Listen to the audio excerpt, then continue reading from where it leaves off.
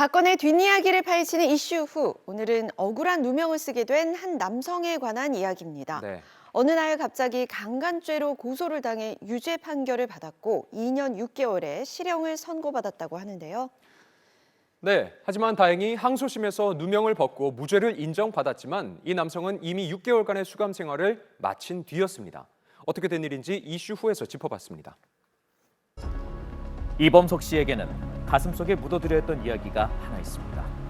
수감을 시켜놓고 사회생활 단절시켜놓고 그렇게 2년 6개월 형을 때려놓고 감옥에 있으니까 정말 미칠 것 같았습니다.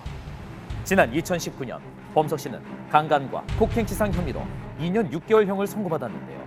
곧바로 구속이 돼 감옥살이까지 했습니다. 그렇다면 여성이 강간을 주장한 그날 어떤 일이 있었던 것일까? 그 장소가 여기입니다. 친했던 누나랑 모텔에서 숙박만 한 적이 있었습니다. 술을 마신 후 여성이 다치는 바람에 병원 진료를 위해 인근 호텔에 숙박하게 된 두 사람. 성폭행 강간으로 고소가 됐다고 이제 연락이 왔더라고요. 경찰서에서요. 처음에 이제 보이스피싱인 줄 알았습니다. 3년 8개월 뒤에 뭐 강간으로 고소될 거라든지 이런 상황이 올 거라고 전혀 예상을 못했죠. 여성은 3년 8개월이 지나서야 범석 씨를 고소했습니다. 3년 8개월 뒤에 고소한 내용. 그 이유가 뭐냐고 하니까 이혼 소송 중에서 뭐 양육권이라든지 이런 걸 뺏기기 싫어서 이거를 참고 나중에 고소해야겠다 해서 끝나고 나서 고소를 했다고 했습니다. 시간이 많이 흘렀던 터라 인근 CCTV 영상 및 많은 증거들의 확보가 어려웠던 상황. 이 때문에 재판부에서도 피해자의 진술만을 증거로 채택했답니다. 증거도 아닌 진술만으로 인해서 구속을 시키고 이게 저는 지금도 솔직히 납득이 안 갑니다. 1심에서 2년 6개월의 형을 선고받은 범석 씨는 신상 정보가 공개되는 바람에 범죄자라는 낙인까지 찍혀버립니다. 성범죄 사건의 경우에는 2018년도 미투 운동 이후 대법원에서 성인지 감수성이라는 용어를 등장시키면서 직접 증거나 다른 간접 증거가 없이 오로지 피해자의 진술만 가지고도 유죄가 선고될 수 있게 되면서 다른 범죄 유형들과 차이가 발생하기 시작한 겁니다. 은밀한 공간에서 단 2명만이 존재하는 상황에서 있었기 때문에 판사가 이 두 사람의 신빙성 여부를 따져서 판단할 수밖에 없는데요.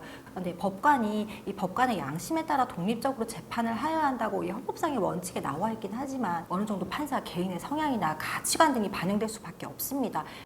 게다가 여성의 진술이 일관되지 않았음에도 시간이 많이 흘렀다는 점을 감안하여 판결에 반영한 점 역시 이해하기 어렵습니다. 그럼에도 범석 씨는 법정 구속이 돼 약 6개월간의 수감 생활을 해야만 했는데요. 처음 며칠 동안은 국방 생활을 해 더 괴로웠다고 합니다. 잊혀질 수가 없죠. 정말 저는 인생의 가장 큰 충격인가 싶습니다. 금방 나가겠지. 이거 분명히 뭐가 판결 잘못했다고 금방 연락이 올 거야. 이거 이상하다. 그런 생각을 했었습니다. 제가 한 게 없는데 그것도 이제 성범죄자로 그것도 이제 파렴치 않은 그런 범죄자로 낙인이 찍혀서 그렇게 들어갔다는 자체가 너무 납득도 안 가고 정말 죽고 싶은 심정밖에 안 들었습니다. 그때. 너무 억울했습니다. 정말 너무너무 억울했습니다. 다행히 항소심 재판 결과 범석 씨는 무죄를 선고받았는데요. 무죄를 받았을 때 처음엔 너무 기뻤습니다. 근데 한편으로는 피고인은 무죄, 어떻게 보면 쉽고 쉬운 말 한마디가 그런 좀 허탈함이라든지 좀 말할 수 없는 좀 그런 감정이 들었습니다. 그렇겠죠. 범석 씨는 항소심에서 증인을 채택하고 금융거래소 등의 증거를 통해 진실을 밝혀낼 수 있었고 그 덕에 출소했습니다. 그리고 거짓으로 범석 씨를 고소한 여성은 위증 혐의로 징역 1년형을 선고받아 실형을 살게 됐습니다. 제가 이제 구금일수에 따른 그거에 대해 이제 형사 보상금은 나라에서 3천만 원 좀 넘게 받았습니다. 경제적 피해를 입은 거나 이런 거는 어떻게 해야 되느냐.